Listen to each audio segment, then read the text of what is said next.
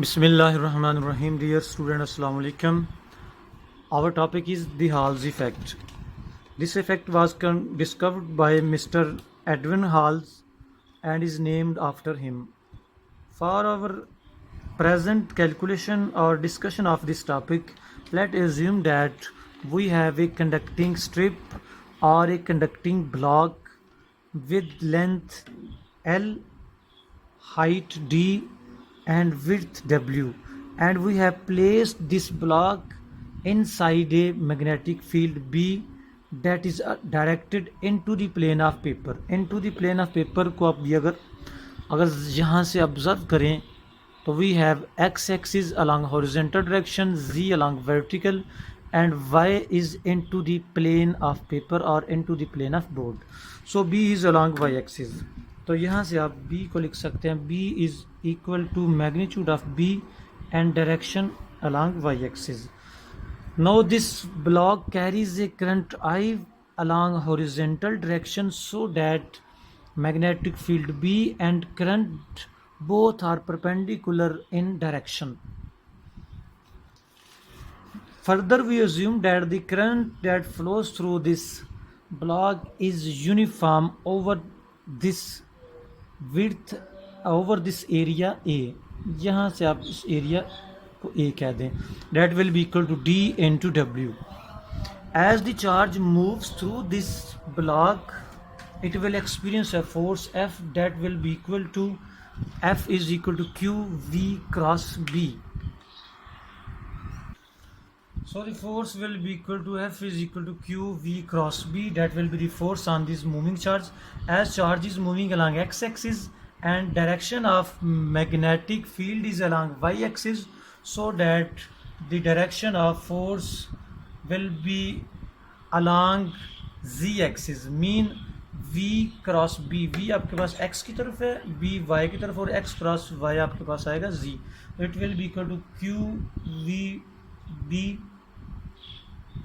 and K. K is the direction of force. It means जो force लगेगी इन charges पे, that will be along z axis. So as the charge start moving or entering from this phase, it will be deflected along z axis. Along z axis, तो z axis में यहाँ पे force लगेगी charges पे. अब next point हमारे पास क्या है कि if we assume that we are talking about conventional current. Conventional current mean जिस डायरेक्शन में करंट फ्लो हो रहा है उस डायरेक्शन में पॉजिटिव चार्ज फ्लो हो रहा है. तो कन्वेंशनल करंट को अगर हम एज्यूम करें तो जो चार्जेस एंटर होंगे इस फेस में, that will move along upward direction. तो यहाँ पे चार्जेस जमा हो जाएंगे.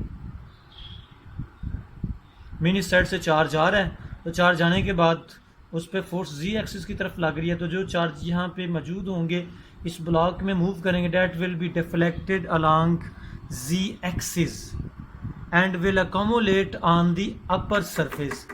जो चार्ज भी यहाँ पे आएगा उस पर फोर्स लगेगी और उस पर जो फोर्स लगेगी उस फोर्स की वजह से charges will be accumulated on the upper surface. अब अपर सरफेस पे आप चार्जेस को देखते हैं कि यहाँ पे चार्जेस जमा हो गए हैं. As charges are accumulated at the upper surface, so there will be a density difference or charge concentration difference between upper phase and the lower phase.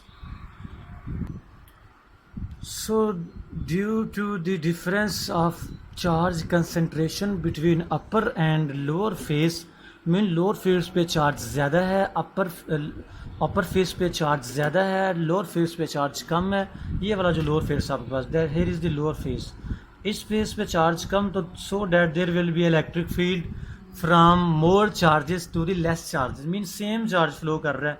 अब देखिएगा जब सेम चार्ज, अगर इस कंडक्टर में बहुत सारे फ्री इलेक्ट्रॉन हैं तो सारे के सारे इलेक्ट्रॉन जो है वो अपर सरफेस पे आ जाएंगे और जो पॉजिटिव चार्ज है वो आप लो यूँ समझिए कि पॉजिटिव चार्ज जो है आपके पास लो सरफेस पे रह जाएगा और अपर सरफेस पे नेगेटिव चार्ज चला जाएगा. So there will be electric field from positive charges to negative charges. So due to the difference of charge density between the two plates, there will be an electric field directed from one plate to other plate, and this electric field will give rise a small potential difference between two faces, and this induced electric field, जिसको आप hall electric field भी कह सकते हैं, will be perpendicular to the applied magnetic field, and also E will be perpendicular to the direction of current flow, या जिसको आप J कह लें, current density, mean current density और मैग्नेटिक फील्ड दोनों पे परपेंडिकुलर होगा। डेफिनेटली करंट जो है वो इस डायरेक्शन में हॉरिजॉन्टल में, magnetic field into the plane of paper है, और इलेक्ट्रिक फील्ड अपर प्लेट से लोअर प्लेट या लोअर प्लेट से अपर प्लेट की तरफ होगा। और due to this electric field there will be a small potential difference between these two plates and is known as Hall voltage or Hall potential difference, and can be calculated as EH dot dl, where integration is from surface 1 to 2 or 2 to 1 and will be equal to E into D. This effect or this production or in the small potential difference between two phases when we place a current carrying block or a strip inside a magnetic field is known as Hall effect. और ये जो voltage है आप इसको बोलते हैं Hall voltage. No, there will be two forces on the charge that is moving from left to right in form of current. एक force आपके पास इलेक्ट्रिक फील्ड की वजह से होगी और दूसरी फोर्स मैग्नेटिक फील्ड की वजह से होगी। तो मैग्नेटिक फील्ड की फोर्स आपके पास जी डायरेक्शन में होगी और इलेक्ट्रिक फोर्स आपके पास होगी F. E will be equal to Q into E H. Now these two forces will be perpendicular to each other as well as will be opposite in direction. देखिएगा दोबारा से, अगर आप देखते हैं कि यहाँ से पॉजिटिव चार्ज फ्लो कर रहा है, लेट्स सपोज पॉजिटिव चार्ज, तो अपर सरफेस पे पॉजिटिव चार्ज आ जाएगा और लोअर सरफेस पे नेगेटिव चार्ज क्रिएट होगा। तो अगर लोअर सरफेस पे नेगेटिव चार्ज, तो इलेक्ट्रिक फील्ड की डायरेक्शन होगी अप टू डाउन, तो इलेक्ट्रिक फोर्स की डायरेक्शन भी अप टू डाउन होगी। जबकि मैग्नेटिक फोर्स जो है आपके पास that is along z axis mean upward, तो both forces will oppose each other. तो फॉर वेरी शॉर्ट टाइम यहाँ पे चार्जेस जमा होंगे, उन चार्जेस की वजह से इलेक्ट्रिक फील्ड प्रोड्यूस होगा। This electric force will oppose the magnetic force so that the total force on the charge that was flowing through this conductor will be zero, and in steady state condition both forces will cancel out each other और यहाँ पे current flow होना शुरू हो जाएगा। Otherwise charge यहाँ पे शुरू जमा होगा और करंट की फॉर्म में फ्लो नहीं होगा for a very short time. तो स्टेडी स्टेट में आपके पास दोनों फोर्सेस का जो सम है ये ज़ीरो होगा। Now from this equation we can determine the induced or Hall electric field if we can determine the velocity or drift velocity of the charges that are moving inside the block. Now next आपके पास जो point है कि what will be the direction of this electric field, वो हमने देख लिया कि ये electric field will oppose the force of magnetic field. सो अब हम देखते हैं कि हमें यहाँ पे अगर चार्ज ज़्यादा है, यहाँ पे पॉजिटिव चार्ज है, डाउनवर्ड नेगेटिव चार्ज है, तो अपर प्लेट आपके पास पॉजिटिव होगी, लोअर प्लेट आपके पास नेगेटिव होगी। और अगर इस तरफ से पॉजिटिव चार्ज फ्लो नहीं हो रहा, we assume that here is the conventional current. Conventional current mean the direction in which positive charge flows. तो अगर इस डायरेक्शन में पॉजिटिव चार्ज फ्लो होगा तो upper plate will be positive. Upper plate will be positive. But if positive charge does not flow, then negative charge will flow in this direction. Means in the previous regions or previous times, scientists assume that it is the positive charge that flows through a conductor, and from this Hall effect we can determine which charge actually flows in the form of current.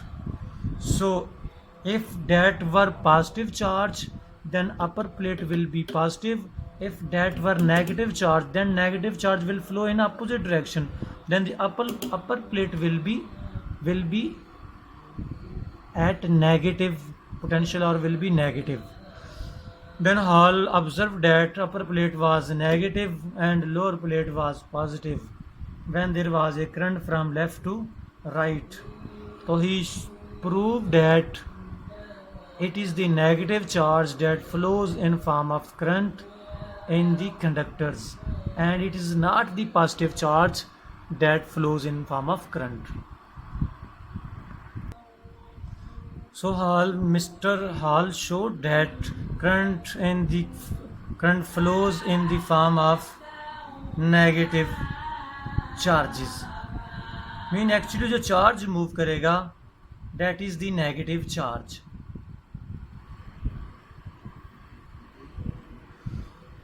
तो एक चीज जो हम यहाँ से determine कर ली, that is the flow of negative charge. Now we will measure this Hall voltage. Now we will measure the we will do the mathematical measurement of Hall's voltage. We know that in steady state condition both forces are equal and opposite, so that EH is equal to V into B. So from 2 and 4 we can have EH will be equal to VH over D, and this will be equal to VB, where V is the velocity of the charges. As we know that charge moves with the drift velocity, and this drift velocity can be determined by the current. तो drift velocity अगर हम यहाँ से find out कर लें तो आप यहाँ से हॉल वोल्टेज को फाइंड आउट कर सकते हैं. So that VH will be equal to VB and to D. तो आपके पास जो hall voltage that will be equal to VBD. Let we have this equation 5. As current is moving in the form of charges, and let we assume that there are total n charge carrier, and each charge carrier carries a charge Q, so that the current I will be equal to total charge per unit time. And if there are n charge carrier and each carries a charge Q, then capital Q can be written as n into Q, as we have already seen. And n can be written as small n into A L into Q over T, where small n is the number density और number per unit volume. तो जब हम इस number density को volume के साथ multiply करेंगे तो आपके पास n की वैल्यू आ जाएगी, और so that it will be equal to n A Q L by T. L by T is the speed of moving charges and can be written as N A Q into V. तो here is our equation 6. तो यहाँ से आप I की value लिखेंगे. I will be equal to N A Q V. It means that V will be equal to I over N A Q. Let our equation 6 here. If we put 6 into 5, then we will have, this will be equal to I over N A Q B D. V की आपने value यहाँ से put की 6 से, and that can be written as I B over N Q D over A, area यहाँ से area आपके पास डब्ल्यू इंटू डी के इक्वल है, so that this will be equal to I B over N Q W. तो so that if we know the current that is flowing through this conductor, if we know the applied magnetic field, and if we know the charge, type of charge कि कौन सा charge है, तो हमें पता है metal में जो चार्ज मूव करता है वो E के इक्वल होता है, इलेक्ट्रॉन की चार्ज के इक्वल है.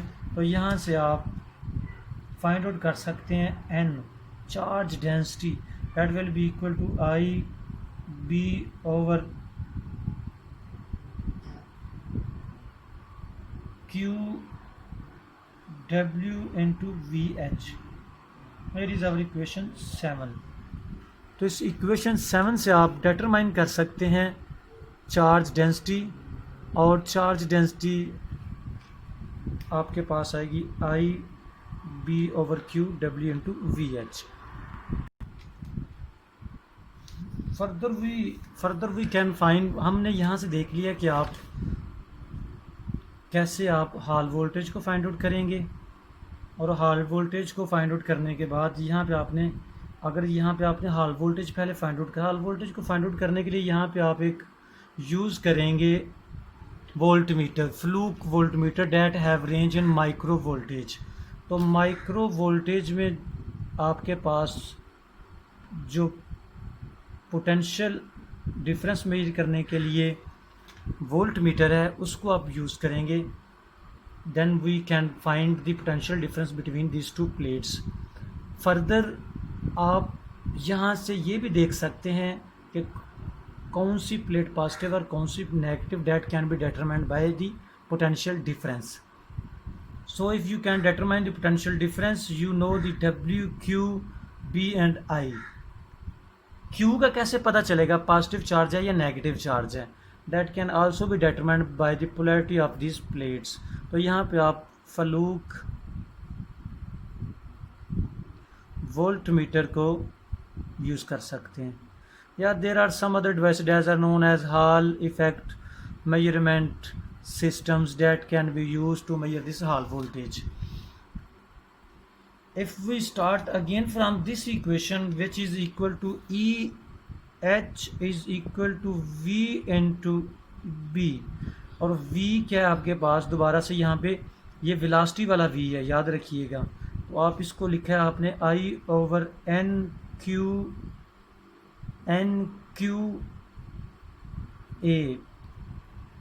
तो आपके पास EH और I ओवर A को आप लिख सकते हैं J और 1 ओवर NQEH, और यहाँ पे आप इसको हॉल कोएफिशिएंट लिख देंगे RH J into B,